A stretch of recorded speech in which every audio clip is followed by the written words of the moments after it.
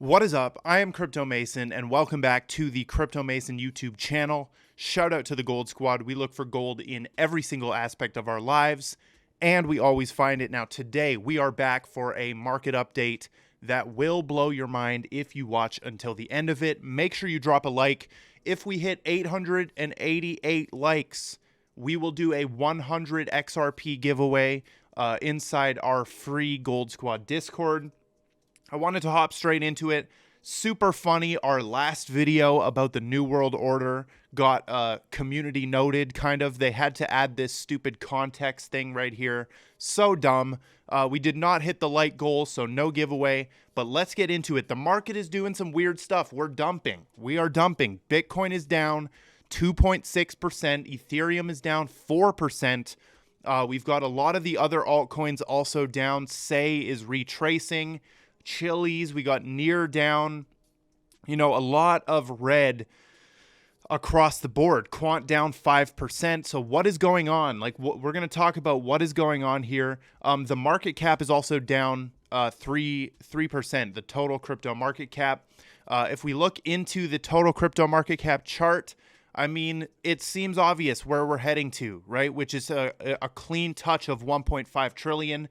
I honestly think Bitcoin could wick below 40K here, depending on if they want to try and take out some people down at the 30, like 38 and liquidate some of those people. I don't know. It's going to get crazy, but you can clearly see right here, very clear, this support level is decently strong, pretty dang strong, right? And as you're watching this, we are testing this support level, right? If you guys don't know how this works, when a crypto continuously hits a level like this and you can put these circles across a straight line, that's a strong level, right? So the whole thing to watch right now is for how far below 40K we could potentially go, are we even going to tap 40K?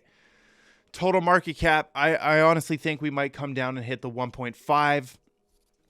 Here's the thing. BlackRock and Fidelity have been buying every single day. So are they manipulating the market in some way to dump the price down and get the lowest entry? I always think of this when these morons are buying, right? I call them morons because this is literally the corporate Illuminati, right? Like they own everything.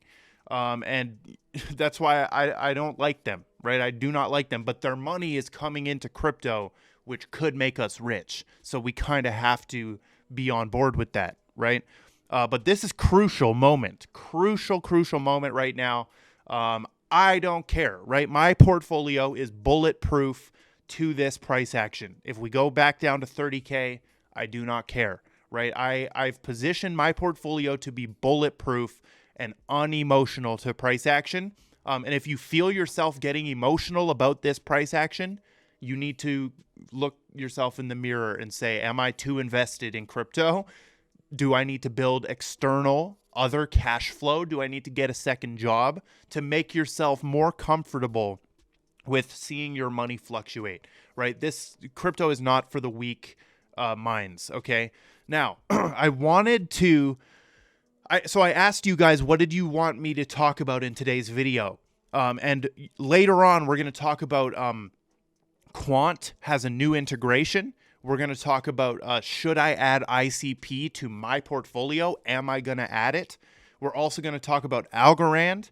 We're going to talk about LCX and Hedera and comparing the World Economic Forum announcements and how it affected the price. So tons of good questions. I'm going to show you guys another project, upcoming new project that I just did an early investment into. We're also going to talk about Satoshi VM, which I was an early investor in as well. So lots of good stuff coming if you keep watching. But this guy responded and said, why are we in a bull market yet everything's tanking? This is why you have to be careful with this stupid terminology of bull and bear market. It's not black and white, right? The market is not black and white. It's not like, okay, it's bull market time, we're only going up, right? This is a good point by Digital Asset Buccaneer. He says, check the tank moves in the last bull market. They were 10x down. Dude, for example, I'm going to show you the Algorand chart, right? Look what the Algorand chart looks like on the yearly. You can see all these crazy movements, right? 29 cents all the way down to 10 cents, then back to 23 cents. But if you flick this switch, this is the yearly chart. This data is what happened in the last year for Algorand. If you flip this to all, where did those dumps go? Right? Where did those dumps go? It looks like nothing. It looks like absolutely nothing. Look, where's your dump? Right? Look at the drastic. So what I'm trying to say here is zoom the hell out, right? These type of crazy movements happen in a bull market, right? In a true real like bull run, like when Bitcoin's actually ripping, dude, you're going to see like 20% days up and then like 15% down and then like 30% up, especially for altcoins too. That's what you're going to see. And it is stressful.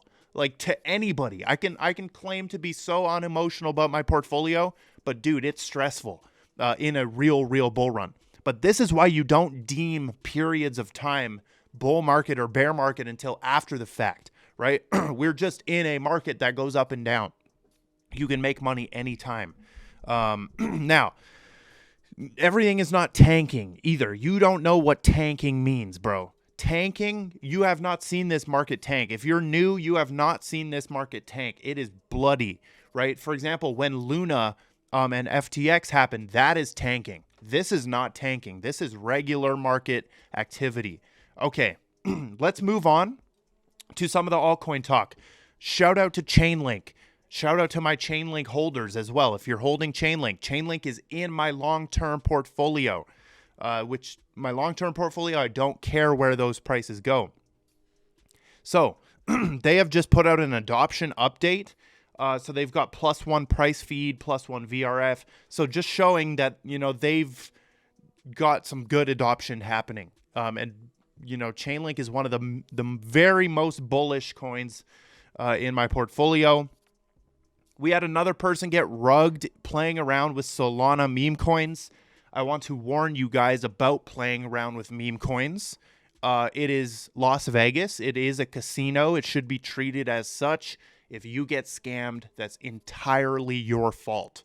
Entirely. Even if someone else told you to invest in it, it's still your fault because you clicked the buttons. You made the decision. You clicked the buttons on your keyboard. This guy asking me for money. I'm not going to give him money. You know, if you get scammed, it's your fault. You need to pay for that lesson, right? We're paying for the experience here. Just don't play around with stupid coins and don't get wrecked. Now, one of the biggest pieces of news, folks, absolutely giant. Payments are coming to X. So X, formerly known as Twitter, has just made a handle called X Payments. You can tell this is real because it has a gold check mark and it's affiliated directly with the Real X page. 100,000 followers already. This news kind of blew up, but they're building X Payments, okay? Payments are coming to X. First of all, I mean, you're calling the thing X Payments, right? It only makes sense that they activate XRP, XLM, XDC, XYO, all the X coins. Now, this will not happen. It will not. Okay, but if it does, that's going to be amazing, right? XRP, it could happen for. XLM, it could happen for. But other X coins, probably not. Okay, but what I want to see from Elon is a massive crypto integration, a big middle finger to the SEC and the banks. I also put out this tweet, banks will look way different by 2028. A major player in this transformation of finance is X. Elon is shifting the paradigm. He absolutely is. There's never been a social media platform that starts experimenting with payments, right? And like running their own payments and doing payment integrations natively. Like Facebook, Apple kind of did it, though. Apple's not a social network, though. He has all these users on Twitter that can automatically use X Payments. So that's what I want to see so badly from Elon. Now, let's get into some XRP talk because we need to be honest with ourselves about XRP.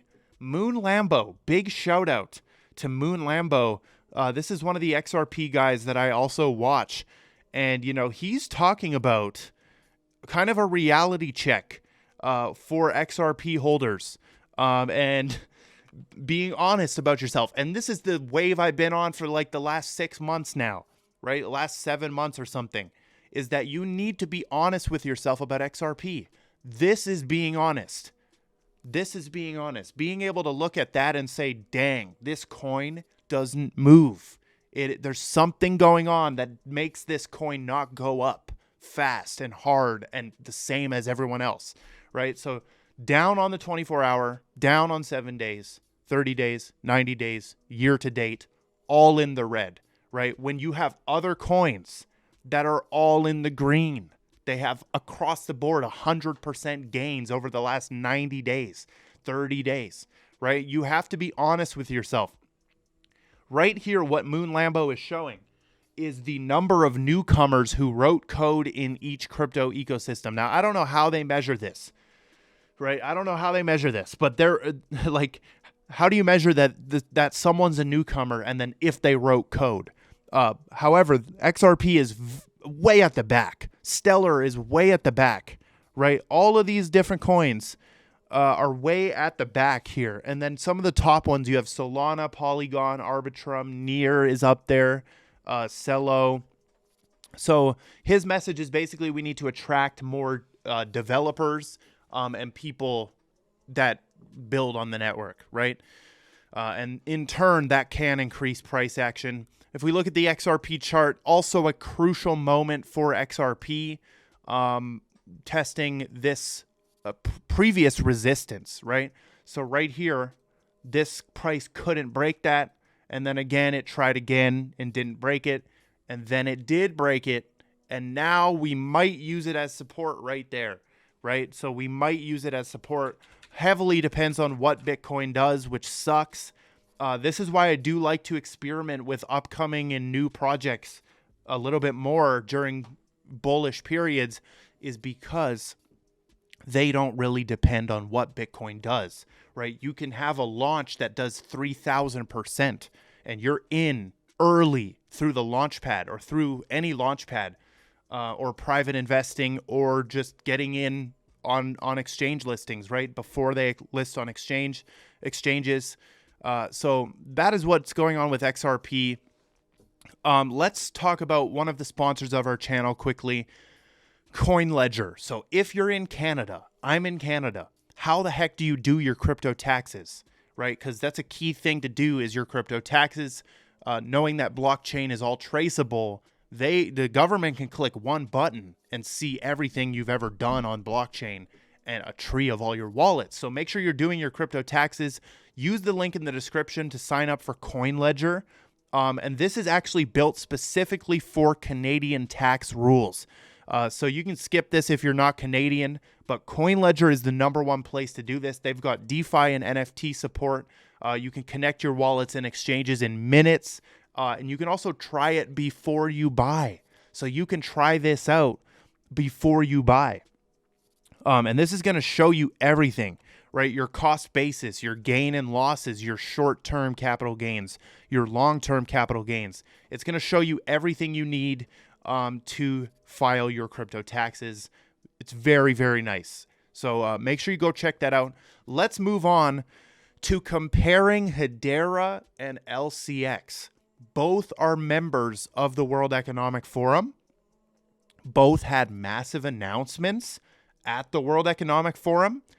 Some of the stuff that Hbar had was the whole collabing with Ripple, the collabing with Algorand. What else did they have? They had some other stuff. They had the council member, new council member Hitachi, which I don't know. I didn't know people were so passionate about Hitachi.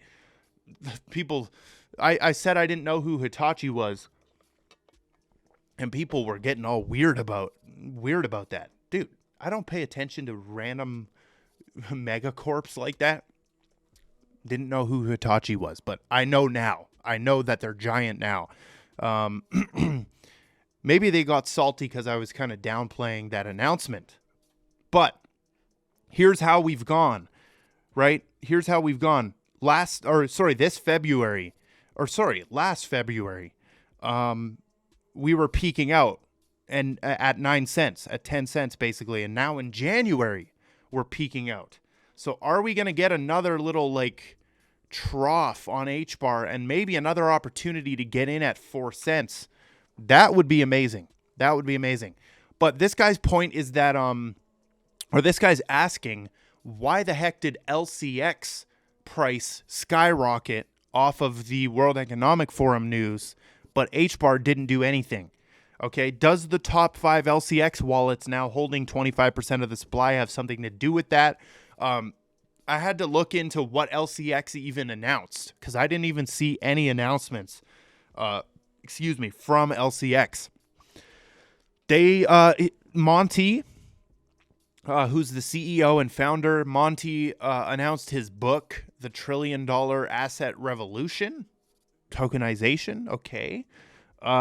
They're pumping out a lot of clips from it, that's for sure. I don't see anyone else around them. I see him like, I don't know. They pumped out a lot of content, right? It's at this point, connecting yourself to the World Economic Forum is branding you as an elite coin. I do like LCX a lot. However, let's look at the price action, right? Honestly, if you really look at this, it's kind of similar to where they were in January of last year, right? And was this Davos again? I don't remember. I think they're always in January, so maybe that had something to do with it. But they're back at 18 cents. Here's the reason. This is way lower volume, easier to manipulate. The pumps are crazier because there's no price suppression that I know of with LCX. With Hbar, you have rampant dumping of the token. You have funding of operations needing the token, right? LCX actually has an exchange which actually generates revenue, right? Hbar in itself doesn't really have anything that generates revenue for like the company, right? They might have a few things. But one of the main sources is dumping their own token. And this is just the truth. Like, stop ignoring it, right? Stop ignoring it. Hbar, one of the main strategies for them to expand is allocating Hbar tokens and building with them. That's okay. I have nothing against them funding operations by dumping. Just don't try to time it when the price goes up, right? Because that's pretty bad. So LCX versus Hbar, I like both of them. This guy wanted me to talk about Algorand. So we have Algorand down 30% on the month, kind of retracing from this massive run it had, 8 cents all the way up to 24. Very nice run for Algorand. That's amazing to see, like super amazing to see. And now we're just getting the natural retrace, right? This is the natural retrace of Algorand going down to 16. I predict maybe a 13 cent or maybe 10 cents. Hopefully we can hold the 10 cents. This guy wants me to talk about ICP. I did put out a tweet saying, should I add ICP to my long-term don't care where price goes portfolio? That's what my portfolio is called, my long-term portfolio. Don't care where price goes. That's the name of it. Because, ICP seems like a worthy candidate, as my long-term portfolio is coins that have great tech and utility but bad price action. So coins that are like extremely good tech but they don't move. That's the trend in my long-term portfolio. So maybe I add ICP. Overall, my stance is the same. ICP is great technology. They have a great, passionate community. I won't say great. I would just say passionate, actually. They're not a great community. They don't treat people with respect. They're kind of like hexagons, is what I've seen. They don't treat people with respect. Some of them, right? Only the menaces in the ICP community are the people that I don't like. There are great people in the ICP community. This guy wanted me to talk about Quant and their integration with Make. This is something that I completely missed, I believe. Maybe not. Quant has launched a new integration with Make, their last big integration. If I can, don't quote me on this. They might have had other integrations, but Quant and Zapier was the last one that was a big one. And now they've got Make, and Make is a similar platform. Okay, Make is an automation software. Zapier was also an automation software. Make enables users to visually create, build, and automate workflows. I actually have used and experimented with Make. So, you know, that's cool. That's a big company. Make is a big company. Zapier is a big company. Very cool integration. Did nothing for the price. Now, let's talk about some of these. Are not sponsors. These are investments that I've made as an influencer and as a crypto content creator. You do get access to invest in projects early. It's just how it goes, right? That's why I keep telling you guys that creating content in Web3 is a great thing to do, because you can start to garner an audience. You can get attention from some of these founders, and then they want you to be an advisor, and then you can get paid to be an advisor to a project and just simply give them your thoughts, help them do marketing, help them grow. For Backstage right here, I am not an advisor. However, I'm an early investor. Very cool project. Keep your eye. I recommend following them. Decentralized ecosystem powering the events industry. So they're doing smart tickets. They're also doing a point of sale. So they actually have a point of sale that allows businesses to accept crypto anytime. They have some AI tech as well, and the smart tickets. So events and like ticketing plus Web3 is a match made in heaven, in my opinion. And then this guy wanted me to talk about Satoshi VM. So much controversy with the launch of Satoshi VM. I will be holding Satoshi VM. My tokens are vesting over time. So when those new tokens come out, unless the project's doing good, right? I think anyone who gets in early on a project, you should take some profits if the token does good. But I believe in Satoshi VM in the long term. Their launch was amazing, right? Skyrocketed all the way up to 14, then down to 10, then down to 12, then down to 8, then back to 12, and then back to close to 14. Like, very nice price action on Satoshi VM. They've got Uniswap, MEXC. They've got a bunch of other ones. Getting in at $7 is probably ideal for you guys. $8, $9, $10, under $10, and then just holding that thing. It has the same supply as Bitcoin. Bitcoin, 21 million. 21 million. So imagine getting in at $10, right? And where this price can go. You know, Quant did it. Like, Quant did it. Let's go to Quant as an example, right? Satoshi VM, 21 million supply. Quant, 12 or 14 million supply, right? So a little bit less supply on Quant, but Quant was once $4. Quant was once $3. Quant was once $10. And now it's freaking $100. Bitcoin was once 5 pennies. Now it's $40,000, right? Satoshi VM, you do have to do your research into the tech here. ZK rollup, layer 2 for Bitcoin, using Bitcoin as the native gas. Very cool. But that is all we've got for today's video. Drop a like and comment. Join the Gold Squad Discord if you want the best trading indicator and membership on the market. Go buy Patience with the link below. But that is all we've got. I love every single one of you, and goodbye.